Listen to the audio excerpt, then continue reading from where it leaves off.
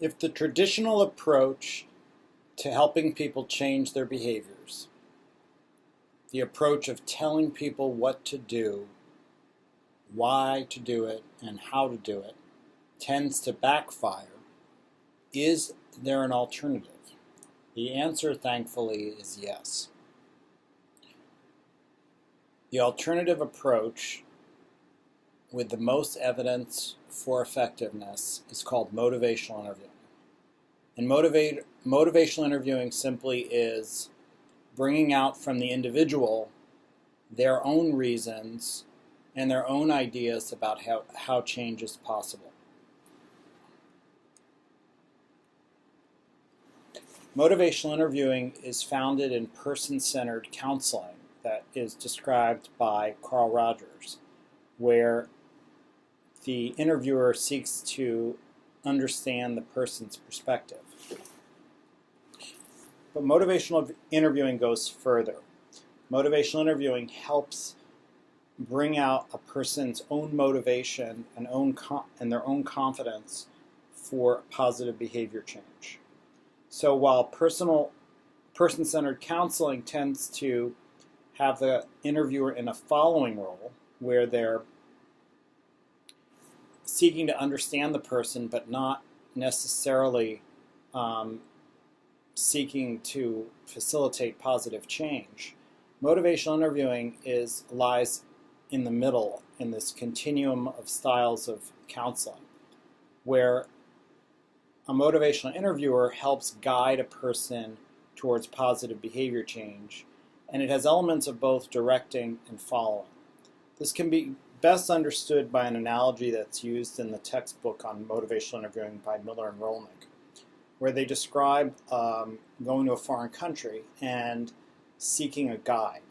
Now, would you want a guide who is directing you? Would you want someone to say, okay, here's where you're going to go, here's when you're going to go, and here's why you should go to these places? You probably wouldn't want someone like that. Alternatively, you probably wouldn't want someone who followed you around and just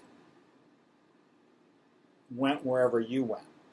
You'd want someone who blended both of these styles, who wanted to understand your perspective but also wanted you to have a positive experience and a valuable interaction. So they both provided guidance for you as well as sought to understand you. So motivational interviewing lies in the center of this continuum of styles, in the guiding role. The spirit of motivational interviewing describes the mindset of an individual who is using this counseling skill. There are 4 elements to the spirit of motivational interviewing, and the acronym you can use to remember these 4 is PACE. First is partnership.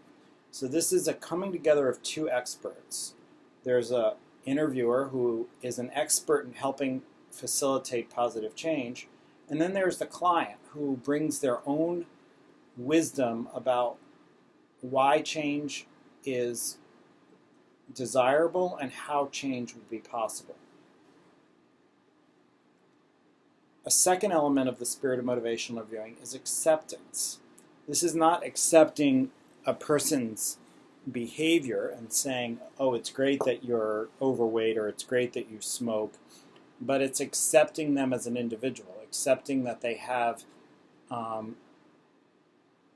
a choice and that they are valuable regardless of how they choose.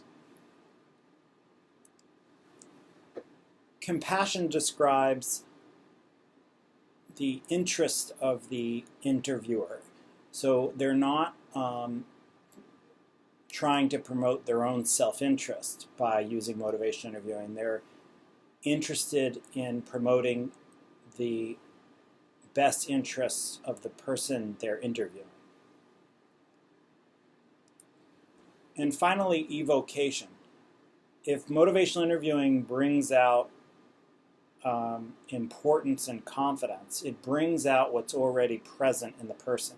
So rather than coming into the interview thinking, I know the best reasons why somebody would change and I know the best way they would change, motivational interviewing seeks to bring out the person's own values and their own motivation for change and their own reasons or their own confidence for how change would be possible.